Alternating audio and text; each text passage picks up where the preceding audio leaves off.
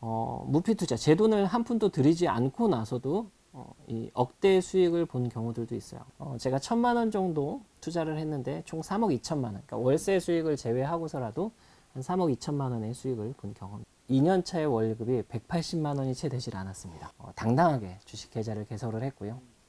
깡통 계좌 만드는 게 딱 3개월 걸렸습니다. 180, 200을 받다가 매달 30만 원이 통장으로 꽂히니까 와, 이게 정말 너무 황홀한 거예요. 너무 재미있더라고요.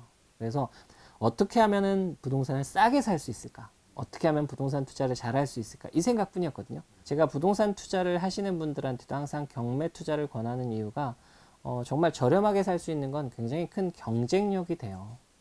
그럼요. 실질적으로 제 수강생분들의 대다수는 다 직장인 분들이세요.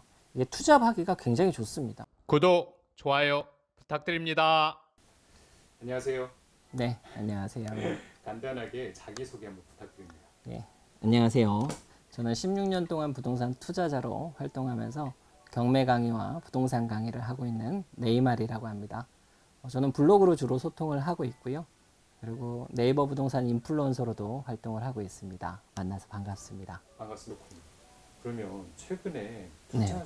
최근이 아니죠. 투자하신 것 중에 얼마를 투자해서 얼마까지 벌어보셨다 한번 얘기해 주실 수 있어요? 근데 솔직히 말씀드리면 제가 이러한 환상을 갖고 경매 시장에 발을 붙이거나 관심을 있어 하시는 분들이 굉장히 많아서 제가 경매 강의라든가 수강자분들한테는 그 거품을 덜어내는 과정을 해요. 그래서 제가 굉장히 큰 수익이 났다라는 건 얘기는 잘 하지는 않지만 그래도 여기 좀 제 책을 출간을 했고 하다 보니까 좀 홍보 차원에서 이야기를 하자면, 물론 수익률로만 따진다라고 하게 되면 무피 투자, 제 돈을 한 푼도 들이지 않고 나서도 이 억대 수익을 본 경우들도 있어요. 그러니까 이건 어떤 경우냐면, 이제 지하의 재개발지 지하의 물건들을 한 5천만 원이나 6천만 원 정도의 저렴한 가격에 낙찰을 받아서 한 2,500이나 3천만 원 정도의 이제 경락잔금 대출을 받고요. 그리고 이제 최우선 변제권 내에 있는 세입자를 모셔다 오게 되면 제 투자금이 온전히 회수가 됩니다.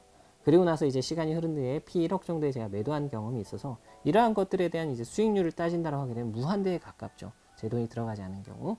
이거 외에도 제가 2016년도 한 11월 달 때쯤에 이제 인천의 재개발지를 낙찰을 받은 경우가 있어요. 이때가 아마 재개발지다 보니까 20명 정도가 응찰을 했고요.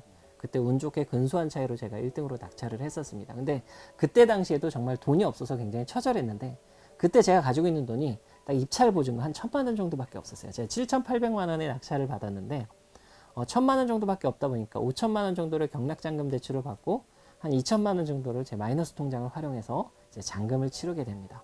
보통 노후주택, 재개발지다 보니까 굉장히 노후주택이잖아요. 그래서 이러한 것들은 보통 상품화 과정을 거치거든요.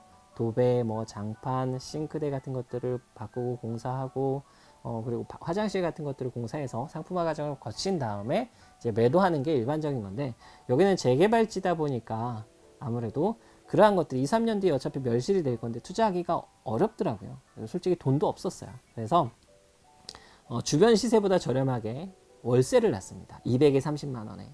굉장히 저렴한 가격에, 왜냐하면 그게 방이 좀 컸거든요. 큰 방이 2개가 있고 거실도 온전하게 있고 하다 보니까 200에 30만 원에 저렴하게 월세를 놓으니까 한 이틀 만에 임차인이 맞춰졌어요. 그래서 경락잔금 대출을 받은 거, 그리고 마이너스 통장은 대출 받은 것들을 제가 30만 원의 월세로 충당을 했는데, 그때 당시에 또 금리가 굉장히 낮았었습니다. 2%대 금리였던 걸로 기억을 해요. 그래서 그 월세 수익률만으로도 한 10몇만 원 정도가 남았고요. 이렇게 해서 한 2, 3년 정도 흐르니까 이제 관리처분 인가가 났고 멸실을 하게 됨으로써 이제 입주권이 바뀌게 되면 이제 입주권 피가 한 3억 1천만 원 정도 붙었고요. 그리고 이주비 지원금이 1천만 원 정도 나와서 제가 1천만 원 정도 투자를 했는데 총 3억 2천만 원, 그러니까 월세 수익을 제외하고서라도 한 3억 2천만 원의 수익을 본 경험이 있습니다. 항상 이런 이야기들이 레전드 같이 들리는. 근데 이게 문제가 있어요. 그래서 제가 이 수강생들한테 사실 이런 얘기를 하지를 않아요. 왜냐하면 나도 이런 경우가 그럼 생기겠네라고 하면서 이제 경매 시장을 와보면 생각보다 높은 낙찰가율에, 혹은 생각보다 많이 벌지 못하는 금액에, 기대치가 굉장히 높으면 실제 그 시장에서 생존하는 건 좀 어렵거든요.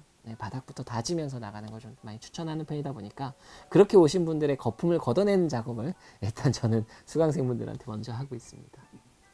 혹시 어떻게 경매 투자를 시작하게 되셨을까요? 사실 제가 경매 투자를 시작하게 된 계기는 처음부터 꿈이 부동산 투자나 경매 투자는 아니었어요.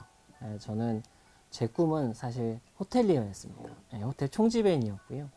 제가 전공도 호텔 경영 전공을 나왔어요. 그래서 제가 대전 사람임에도 불구하고 서울의 특급 호텔에 취직을 했을 때는 진짜 제 꿈을 이룬 것 같았거든요.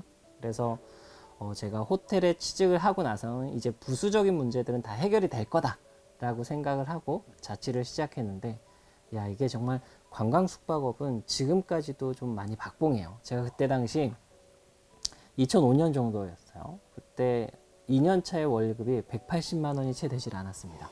자, 이러다 보니까 이 제 꿈이 정말 제 현실의 발목을 붙잡고 있더라고요. 그래서 제가 그때 당시에는 야, 이거 이대로 살다가 제가 고정 비용이 굉장히 많이 나왔거든요. 왜냐하면 서울에 자취를 하다 보니까 돈을 모을래야 모을 수가 없는 거예요. 그래서 제가 호기롭게 첫 번째 투자를 단행하게 되는데 그게 바로 주식 투자였어요. 부동산 투자가 아니라 경매 투자도 아니고요. 제가 나름 경영학을 전공하기도 했고 굉장히 또 젊고 패기가 있다 보니까 이 1,000만 원 전 재산을 모아놓은 2년간 모아놨던 이 1,000만 원을 가지고 당당하게 주식 계좌를 개설을 했고요. 깡통 계좌 만드는 게 딱 3개월 걸렸습니다. 예, 정말 완전한 실패라고 얘기를 할 수 있겠네요. 정말 아무것도 모르는 상태에서 주식시장에 뛰어들었다가 정말 처참한 패배를 맛봤고요. 근데 그렇게 패배를 맛볼수록 더 이런 성공에 대한 열망이 더 커져 가더라고요. 그래서 제가 그때 당시에 이제 부동산 공부를 하기 시작하면서 부동산을 이제 매입할 준비를 하게 됐었어요. 근데 그때는 알다시피 제가 이미 전 재산으로 주식으로 날렸거든요. 그래서 정말 소액 투자. 제가 그때 돈이 한 푼도 없어가지고 어떤 짓을 했냐면 방카슈랑스라는 보험이 있었어요. 제가 그 보험을 들고 있었는데 지금이 있는지 모르겠지만 해지를 하니까 한 900만 원 정도가 나오더라고요. 그래서 그 900만 원 가지고, 그리고 제가 정말 다행스럽게도 주식으로 계좌는 망했지만 빚은 없었잖아요. 그리고 근로소득자였잖아요. 호텔을 다니고 있다 보니까. 그래서 주택담보대출도 잘 나오고 신용대출도 잘 나오더라고요. 그게 그나마 장점이면 장점이었습니다. 그래서 제 돈 900만 원과 주택담보대출을 포함하고 신용대출을 포함해서 서울에 있는 곳은 너무 비싸서 안 되고요. 그리고 제가 선택할 수 있는 선택지는 다세대 빌라밖에 되질 않았어요. 그래서 20년이 넘은 대전에 있는 지방 빌라를 4천만 원에, 정말 금매였거든요. 그때 당시에는 4천만 원에 매입을 하게 됩니다. 그래서 1000에 30만 원이라는 월세를 받게 됐고요. 이 1000만 원은 다시 신용대출을 갚는 데 사용을 했습니다. 근데 아시겠지만 매달 30만 원이, 제가 180, 200을 받다가 매달 30만 원이 통장으로 꽂히니까 와, 이게 정말 너무 황홀한 거예요. 너무 재미있더라고요. 그래서 물론 이 30만 원이 다 제 건 아닙니다. 제가 주택담보대출을 받고 이자가 나가다 보면 한 15만 원 남짓만 수익이 났지만서도 통장에 30만 원을 찍혔다는 게 너무 정말 기분이 좋아서 제가 은행을 또 찾아가요. 대출이 가능한지.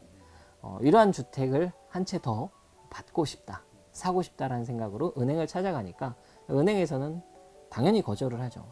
연봉도 작고 이미 대출이 차 있는 상태다 보니까 더 이상의 추가 대출이나 추가 신용 대출은 불가합니다. 그래서 제가 2006년도에 그 주택을 매입을 했는데 아무것도 할 수 있는 게 없었어요. 일단 돈이 없으니까. 그래서 2008년도까지 2년 동안 아무것도 못했어요. 그냥 빚만 갚았어요. 근로소득으로. 근데 그 2년 동안 제 머릿속에서는 어떻게 하면은 부동산을 싸게 살 수 있을까? 어떻게 하면 부동산 투자를 잘할 수 있을까? 이 생각뿐이었거든요. 그렇게 하면서 접했던 게 부동산 경매였습니다.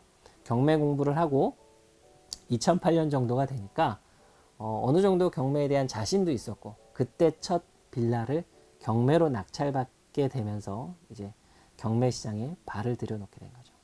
그러면 저희가 이제 경매를 시작해야 하는 이유가 지금 말씀하신 이유들이 뭔가 포함이 되어 있는 것 같은데 네네. 혹시 저희가 경매를 시작해야 하는 이유가 어떻게 될까요? 사실 뭐 여러 가지의 장점들이 있어요. 경매를 보게 되면 뭐 규제 면제라든가 뭐 공인중개사에 있어서 이런 사고라든가 사건 같은 게 없잖아요. 그리고 물건이 굉장히 다양하고 많고. 하지만 그 중에서 가장 큰 장점은 진짜 경매를 해야 되는 이유는 저렴한 가격에 매수가 가능하기 때문이거든요. 제가 부동산 투자를 하시는 분들한테도 항상 경매 투자를 권하는 이유가 정말 저렴하게 살 수 있는 건 굉장히 큰 경쟁력이 돼요. 예, 그래서 부동산 투자는 합법적으로 정말 부동산을 가장 저렴하게 살 수 있는 방법은 경매 투자다. 물론 경매라는 게 어느 정도의 리스크는 동반이 됩니다. 이 리스크가 뭐 입찰가를 잘못 적었다든가 혹은 뭐 권리 분석을 좀 잘못해서 인수사항이 발생을 해서 문제가 커진다든가 이러한 리스크가 발생할 수 있지만 어느 정도 기본기만 다져놓는다면 안전한 물건으로 접근을 한다면 정말 리스크는 제로에 가깝거든요. 그래서 그러한 물건들을 위주로 해서 수익을 보시는 분들이 굉장히 많이 계시니까 저는 경매 투자를 꼭 배우라고 권하는 편입니다. 근데 직장인인데도 하기가 괜찮을까요? 그럼요. 실질적으로 제 수강생 분들의 대다수는 다 직장인 분들이세요. 이게 투잡하기가 굉장히 좋습니다. 요즘에 사실 뭐 이런 무인 카페라든가 이러한 것들이 굉장히 핫했던 적이 있었어요. 스터디 카페라든가 투잡으로 인해서.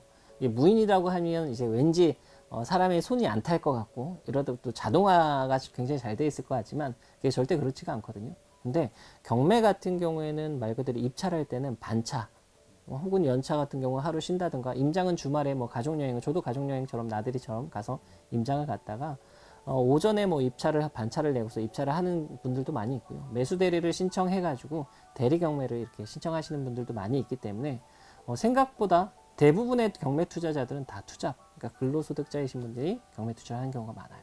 입니다. 네. 그러면 이번에 책이 나오셨더라고요. 네네. 책 소개 간단히 부탁드립니다. 무조건 싸게 사는 부동산 경매라는 책을 출간을 했어요. 제 두 번째 책이긴 하고요.